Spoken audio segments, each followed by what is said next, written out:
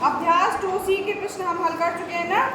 आज है पूर्ण संख्याओं में भाग की संक्रिया, आगे दिया हुआ पेज नंबर 23 सब लोग खोलिए, दिख रहा है।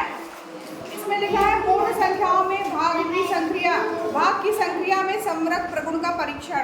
तो समरक प्रगुण जो है यानी कि प्रत्येक दशा में प्रथम पूर्ण संख्या में दूसरी पूर्ण संख्या से भाग देने पर पूर्ण संख्या प्राप्त नहीं होती है। हमेशा ऐसा निश्चित नहीं है कि अगर एक पूर्ण संख्या में हम दूसरी पूर्ण संख्या का भाग देंगे तो हमें पूर्ण संख्या ही प्राप्त हो। तो इसका मतलब क्या हुआ कि समरक प्रगुण जो है वो भाग के लिए जो है वो लागू नहीं होता है। ठीक है, बातचीत बिल्कुल मत करिए। पेज नंबर 24 पे आइए।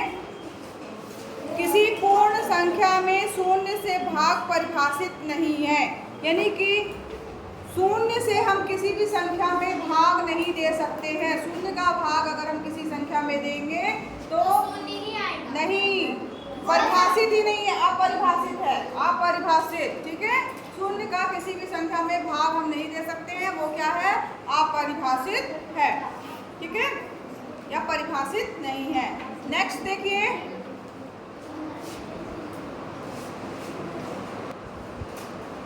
फिर इसके बाद देखो लिखा है किसी पूर्ण संख्या में एक से भाग देने पर भागफल सदैव वही संख्या प्राप्त होती है। इसका मतलब क्या है कि अगर मान लो आपको कोई भी संख्या दी गई है, ठीक है, जैसे दिया हुआ है तो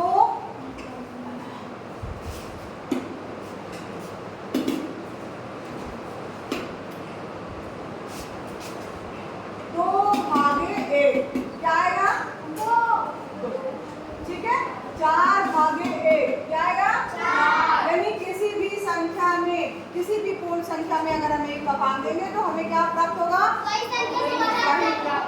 वही संख्या हमें प्राप्त होगी। ठीक है, तो यहाँ पर भागफल सदैव वही संख्या प्राप्त होती है। फिर इसके बाद लिखा हुआ है कि अगर शून्य में हम किसी संख्या का भाग देंगे तो अगर मान लो शून्य है, शून्य में अगर हम 5 का भाग देंगे तो कितना प्राप्त होगा, शून्य ही प्राप्त होगा। शून्य में अगर हम किसी भी संख्या का भाग देंगे, चाहे वो 8 हो, 9 हो, किसी भी संख्या का अगर भाग देंगे शून्य में, क्या प्राप्त होगा, शून्य ही प्राप्त होगा। ठीक है, बॉक्स में देखिए आपकी किताब में बना हुआ है, जो ये सब सारी बॉक्स में चीजें लिखी हुई हैं, ये आप जब चैप्टर स्टार्ट करेंगे लिखना तो नोट कर लीजिएगा। ठीक है, फिर दिया है हाँ, किसी शून्येतर पूर्ण संख्या में उसी पूर्ण संख्या से भाग देने पर भागफल सदैव 1 आता है। शून्येतर का क्या मतलब हुआ, शून्येतर का मतलब हुआ कि शून्य को छोड़कर, शून्य में अगर शून्य का भाग देंगे या शून्य, जैसे शून्य है, शून्य में हम शून्य का भाग देंगे कितना आएगा, शून्य। और अगर क्या कहते हैं, शून्य का भाग जाएगा ही नहीं, अपरिभाषित होगा, क्योंकि किसी भी संख्या में हम शून्य का भाग नहीं दे सकते हैं। तो यहाँ पर लेकिन शून्य को छोड़कर मतलब चाहे कोई भी और दूसरी पूर्ण संख्या 5 है, 6 है, अगर हम उसी संख्या का भाग देंगे, 5 के का भाग देंगे कितना आएगा, 1। 6 में 6 का भाग देंगे कितना आएगा, 1। यानी उसी संख्या से उसी संख्या में भाग देने पर क्या प्राप्त होता है, 1 प्राप्त होता है, 1 प्राप्त होगा। ठीक है, 2 में 2 का भाग देंगे, 2 1 कम 2 यानी 1 प्राप्त होगा। 5 में 5 का भाग देंगे तो 1। ठीक है, ये सबको समझ में आया। अब 2D में आइए, 2D अभ्यास में आइए, ये सब समझाया बेटा, ये दिया हुआ है बुक में आपको। 2D प्रश्नावली में आइए, वो जो अभी कराया ना वो बुक में दिया हुआ है।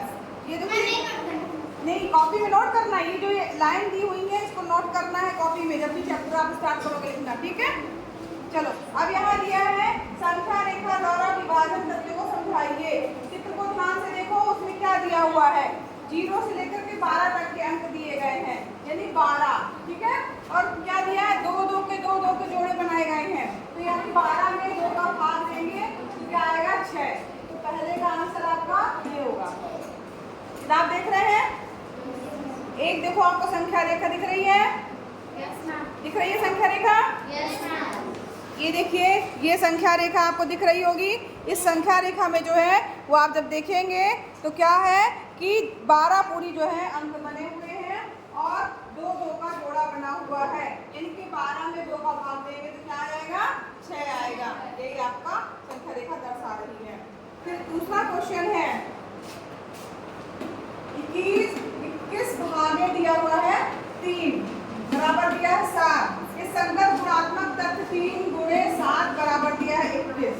ठीक है, यानी 21 में 3 का भाग देने पर 7 प्राप्त हो रहा है। अगर हम गुणात्मक रूप में लिखेंगे तो 7 गुणे 3 करेंगे तो 21 प्राप्त होगा। ठीक है, इसी तरीके से इसके दो ऑप्शन दिए गए हैं। पहला दिया है 56 में 8 का भाग दे रहे हैं तो 7 प्राप्त हो रहा है, तो इसका गुणात्मक तत्व क्या होगा? जैसे इसको करने पे ये आया है, उसी तरीके से जैसे इसमें क्या आएगा गुणा के रूप में हम क्या लिख सकते हैं? 8 7। हाँ, कौन बताएगा? कौन आके लिखेगा? आ जाओ अश्विनी। चलो बताओ। 8 गुणे 7 बराबर 56।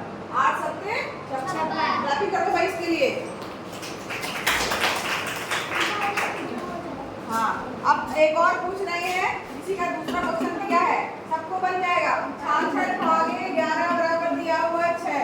इसको अगर हम गुणा के रूप में, गुणात्मक तत्व के रूप में लिखेंगे तो कौन कौन लिख पाएगा? आ जाओ, आराम से बताइए। यहाँ से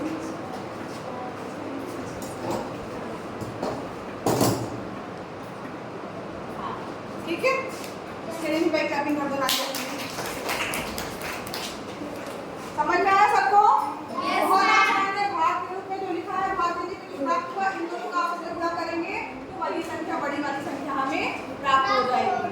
ठीक है, बन जाएगा सबको? Yes ma'am. फिर देखो एक चीज और दिया है, तीसरा क्वेश्चन दिया है आपका 117 को दो संख्याओं के गुणा के रूप में व्यक्त कीजिए जिसकी एक संख्या 13 है। एक संख्या दी हुई है 13, तो दूसरी संख्या क्या होगी? 117 में 13 का भाग दे दो, भाग देने पे क्या प्राप्त होगा? 9। 13 के पहाड़े को 17 कब आता है? 13 ना भैया? 9। यानी कि दूसरी संख्या क्या होगी? 9 होगी। अतः दूसरी संख्या 9 होगी। योग का आंसर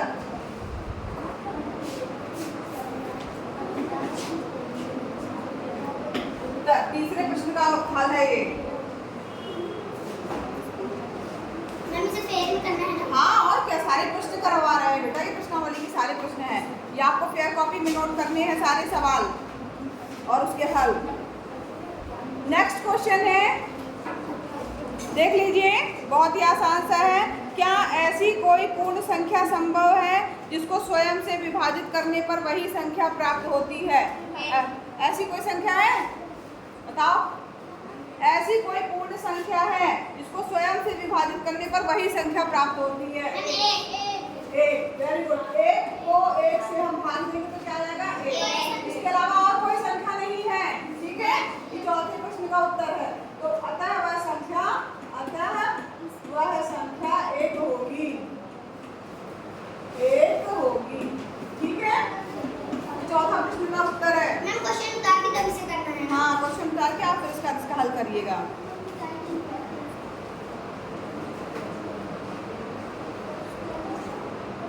पांचवा प्रश्न दिया हुआ है,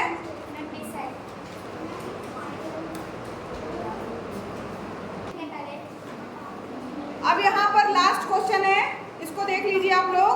क्या दो विभिन्न शून्येतर पूर्ण संख्याओं के लिए पहली संख्या को दूसरी संख्या से विभाजित करने पर तथा दूसरी संख्या को पहली संख्या से विभाजित करने पर समान भागफल प्राप्त होता है?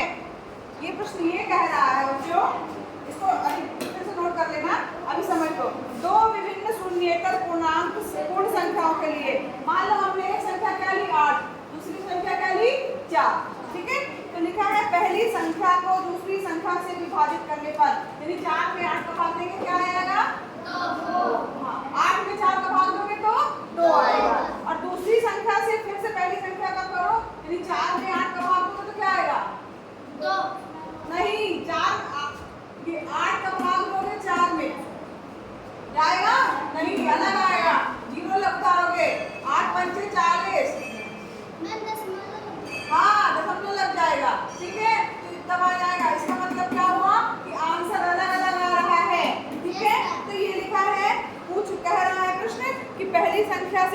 करने पर समान भागफल प्राप्त हो रहा है क्या?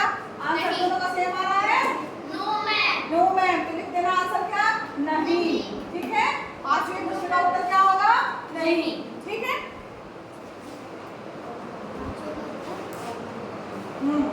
नहीं लिखना, फिर ये भी लिख सकते हो जो प्रश्न में दिया है, नहीं दो विभिन्न शून्येतरपूर्ण संख्याओं के लिए पहली संख्या को दूसरी संख्या से विभाजित करने पर तथा दूसरी संख्या को पहली संख्या से विभाजित करने पर समान भागफल प्राप्त नहीं होता है।